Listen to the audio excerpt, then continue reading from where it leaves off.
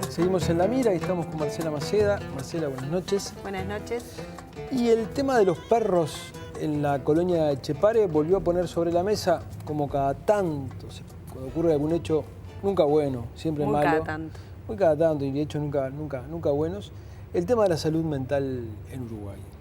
Sí, como bien decías, fue el disparador para que también la justicia y la población tomara cuenta de cómo viven algunos de los pacientes internados en psiquiátricos que están actualmente funcionando, el caso de las colonias y también el caso de El Vilar de Bo. Pero para remontarnos a la historia de la salud mental tenemos que irnos hasta 1985, cuando se empezó a armar un programa justamente orientado hacia el tratamiento de la salud mental. 10 años después, en 1995, no se habían registrado muchos avances en este aspecto, sobre todo en cuanto a los tratamientos. Pero en el 95 ocurrió un hecho nuevamente poco feliz, que fue una seguidilla de muertes en el Hospital Musto, que en ese momento era también uno de los referentes para los tratamientos psiquiátricos, y eso obligó al cierre de ese hospital y también a repensar un poco cómo se estaba llevando adelante el tratamiento de estas enfermedades. Allí, en ese año, en el 95, se produce un quiebre del tratamiento de la salud mental, y es que se resuelve sacar a los especialistas a la calle para que atendieran también, no solo puertas adentro de los conocidos en ese momento como manicomios, sino que atendieran y también pudieran relevar el estado de situación que tenía el resto de la población. Y los datos no son menores, digamos. No, son muy sorprendentes, pero antes vamos a ver una placa que tenemos. Tenemos una placa para datos generales. Para estar un poco Una de cada orientados. 4 personas padece alguna enfermedad mental a lo largo de su vida, son 450 millones actualmente. Se espera que para 2020 la depresión sea la causa de enfermedad número 1 en el mundo desarrollado. 5 de las 10 principales enfermedades del mundo están vinculadas con problemas psíquicos, y el 75% de los trastornos de salud mental se genera antes de los 14 años. Pero vamos a ver estos datos que Marcela tiene acerca de la idea que uno tiene de quiénes están internados en estos lugares. En el 95, cuando se empezó a tratar la población que no estaba internada en los centros psiquiátricos, una de las mayores consultas, que era el 23,9% de las consultas que se estaban realizando, eran de mujeres que padecían depresión. Eso ya era un dato nuevo para la época. Eran las que más consultaban. Luego seguían las personas que tenían algún tipo de problema con consumo, especialmente de alcohol. Y por último, niños con problemas de atención. Los 3 casos hoy en día son temas más que conocidos y tratados, pero en ese momento era todo una población nueva a atender. Y eran los que más se atendían. Algo que uno no tiene vinculado con una colonia psiquiátrica, ¿no? Alcoholistas, niños con problemas de atención y mujeres deprimidas. Y actualmente, haciendo este informe, uno de los entrevistados nos decía, en los últimos 3 años en las colonias no ingresaron pacientes psiquiátricos.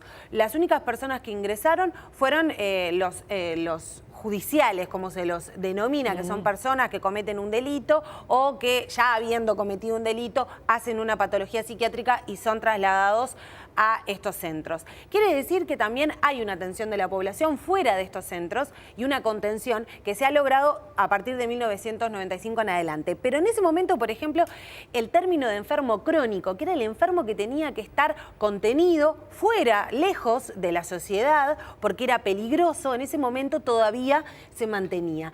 Pero hacia el 2000 aproximadamente se comenzó a ver que ese modelo no tenía avances.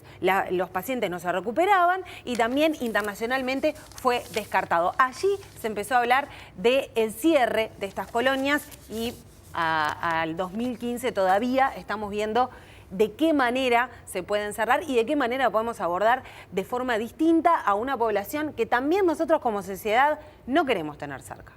Marcela, muchas gracias. Vamos a ir a la nota y ya me despido de ustedes hasta el jueves próximo. Vamos a ver la nota.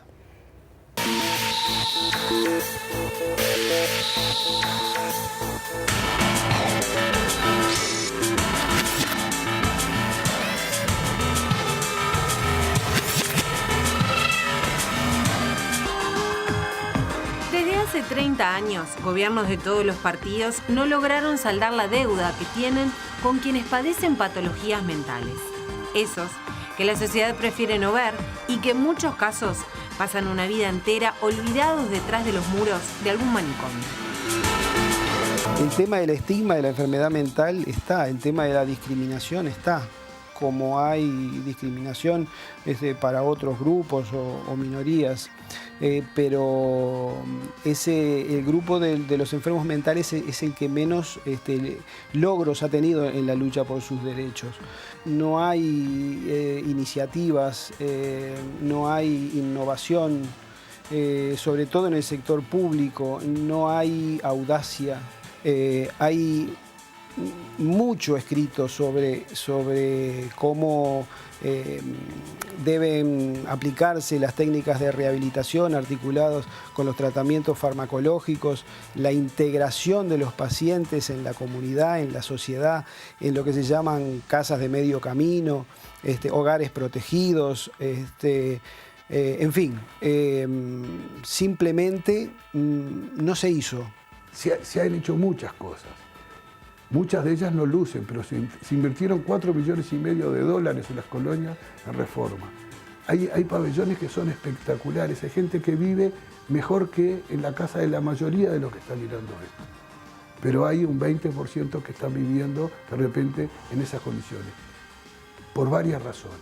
Una de ellas, porque también la propia enfermedad crónica tiende, como a muchas veces, a perder hábitos básicos de higiene, de comunicación. Son pacientes muy graves, muchos de ellos. Las colonias Bernardo Etxepare y Santín Carlos Rossi de San José tienen 103 años de existencia. Allí viven actualmente unos 800 pacientes y el diagnóstico más habitual es la esquizofrenia. En ambos centros, el modelo asilar que se aplica desde hace décadas, que implica la internación permanente y el aislamiento de los pacientes, poco cambió.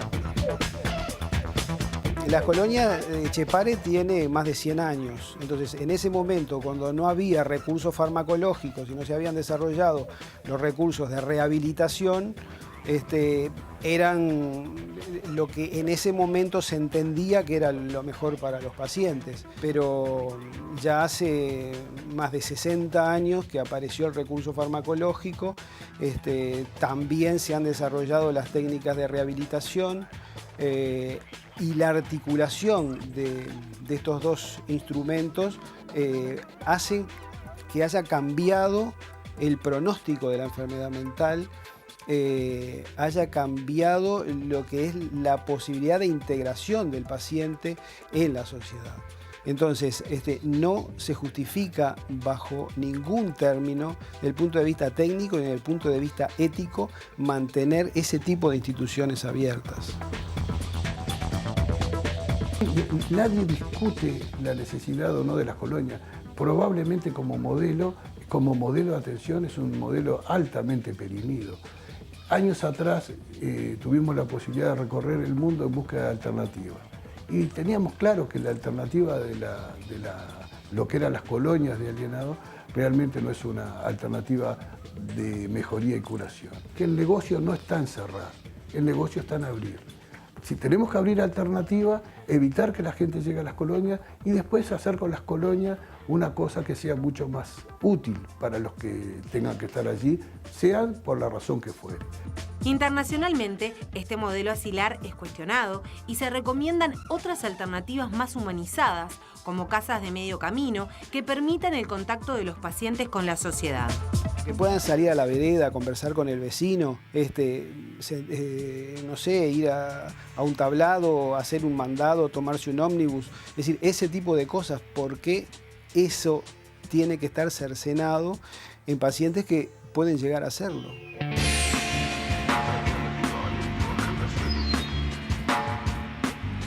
Al Hospital Vilar de Bo ingresan los pacientes agudos. Allí, en teoría, se trata su enfermedad psiquiátrica y luego pueden ser dados de alta. Sin embargo, hoy más de la mitad de las camas están ocupadas por pacientes judiciales, la mayoría inimputables. varios de estos pacientes se quedan allí de forma permanente, lo que limita el ingreso de otros pacientes y suma una problemática diferente. Y el juez me dice, ¿y dónde quiere que lo ponga? Dígame usted dónde lo pongo. Para tener una alternativa real de superar este modelo, tengo que tener un lugar donde ponerlo. En el Vilar de Bo ya no entran más. ¿Dónde lo pongo? A mi juicio también habría que cerrarlo. Hoy sale más barato internar pacientes en un sanatorio privado que en el Hospital Vilar de Bo. No se alcanza nunca a dar una estructura digna para los pacientes. Es decir, mantenemos el sistema de pabellones de 30 camas con un baño compartido, con condiciones muy difíciles. Entonces, si hablamos de equidad, no se puede sostener un hospital de ese tipo porque muchos de nosotros elegiríamos un sanatorio privado antes que internarnos allí. Entonces, los pobres sí pueden ir a internarse al Hospital Vilar de Bo. Cuando el Frente Amplio llegó al poder en 2005, marcó como una de sus prioridades incorporar la atención psiquiátrica al sistema de salud. Tuvimos que esperar 6 años más para que en 2011 se incluyera la psicoterapia para grupos vulnerables entre las prestaciones obligatorias de las instituciones sanitarias. Luego, se lanzó el Plan Nacional de Prevención de Suicidio, atendiendo una epidemia nacional. Cuando trabajaba en el Pereira Rosell, me encontraba prácticamente que había todos los días del año un ingreso por intento de autoeliminación en una persona menor de 15 años. Se ha generado toda una red. El 17 por 100.000 habitantes de este país ha hecho un intento de autoeliminación, ha tenido un suicidio concretado específicamente. Una cifra que es la segunda de la América Latina y de la cuarta del mundo. Eso ha llevado a generar política. Hace 2 o 3 años que estamos trabajando en eso. Se ven resultados. No todos los pacientes se pueden recuperar. Pero sí un número importante de ellos y tal vez la mayoría de ellos. Nosotros lo que tenemos que ofrecerle a los pacientes desde que se detecta la enfermedad, todos los recursos y los mejores recursos disponibles. El recurso farmacológico lo tenemos. Necesitamos potenciar el recurso de rehabilitación y brindarlo en otro ámbito no institucional. La deuda que se viene acumulando desde hace 30 años parece difícil de saldar, según el panorama que describió la jueza Viviana Granese, que intimó a ACE a retirar la jauría de perros que atacaron y mataron a un paciente en la colonia Etxepare. La magistrada constató que los internos de algunos pabellones se encuentran en grave estado de vulnerabilidad y desprotegidos de sus derechos humanos. La colonia tiene 22 pabellones. Y que hubo una recuperación edilicia y por lo tanto también en calidad de vida del 70% de la población. Si uno busca, sin hacer mucho esfuerzo en YouTube, va a encontrar que 20 años atrás esto era el 100%. Y si la justicia va y ve como en la sala 11 del Vilar de Bo, seguramente se va a encontrar con la misma situación que se vio en las colonias. Lamentable, doloroso, vergonzoso. De acuerdo. Que queremos cambiar eso sin ningún tipo de duda. Las condiciones de pobreza, de exclusión, todo lo que tiene que ver con el estrés laboral o en las escuelas, el tema de las drogas, son todas variables que impactan sobre el psiquismo. Y en esos aspectos de prevención y promoción, y volviendo un poco a lo que era la primera pregunta, en estos 30 años me animaría a decir que no hemos hecho nada.